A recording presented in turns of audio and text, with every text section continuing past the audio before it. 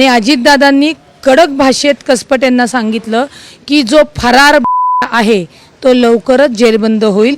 अजित पवारांचं बोलणं कसपटे कुटुंबियांबरोबर झालेलं आहे। काय बोलणं झालं आपण जाणून घेणार आहोत। वैशाली नागवडे आणि रुपाली पाटील आपल्याबरोबर आहे। काय बोलणं?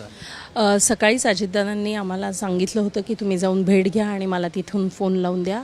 2 दिवसात अजितदादांनी वैष्णवीच्या पप्पांना सांगितलं ते येऊन आवर्जून त्यांची भेट घेणार आहेत। आणि दुसरं, राजेंद्र हगवणेंच्या कुठल्याही प्रकारे दादा पाठीशी नाहीत हे आवर्जून त्यांना सांगितलेलं आहे। आणि पोलिसांच्या बाबतीत जे काही सूचना आणि आदेश करायचे आहेत, निर्देश करायचे आहेत, ते दादांनी केलेले आहेत। आणि सगळ्यात महत्त्वाचं, अजितदादांनी कसपटे भाऊंशी बोलताना त्यांना म्हणले मी तुम्हाला विचारलं होतं की तुम्ही जी गाडी दिली ती मागितली होती का तुम्ही दिली?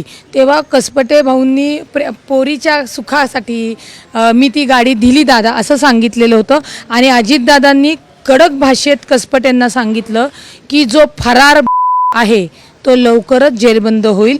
अजित पवार कधीही गुन्हेगारांना पाठीशी घालत नाही, घालणार नाही। मीडियाने ज्या काही बातम्या लावल्या त्याच्यामध्ये माझा म्हणजे त्या हगवणे परिवाराशी, तो एक कार्यकर्ता आहे, पदावर सुद्धा नाही। आणि कार्यकर्ता आहे म्हणल्यानंतर आज सकाळी तातडीने त्यांची हकलपट्टी करण्यात आलेली आहे। मुळामध्ये तो राजेंद्र हगवणे राष्ट्रवादीचा पदाधिकारी आहे हे स्वतः मला काल कळलं, परंतु मी मीडियावरही तेव्हा सांगितलं की हे पदाधिकारी आहेत का नाही मला माहीत नाही, असतील तर त्यांची हकलपट्टी होईल।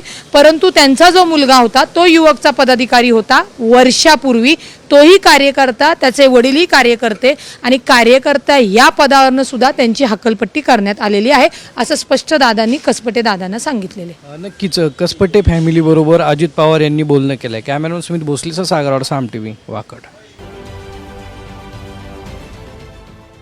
देश विदेशातील प्रत्येक घडामोडींचे लाईव्ह अपडेट मिळवण्यासाठी आता साम टीव्हीच्या सर्व सोशल मीडिया प्लॅटफॉर्मला लाईक, फॉलो आणि सबस्क्राईब करा।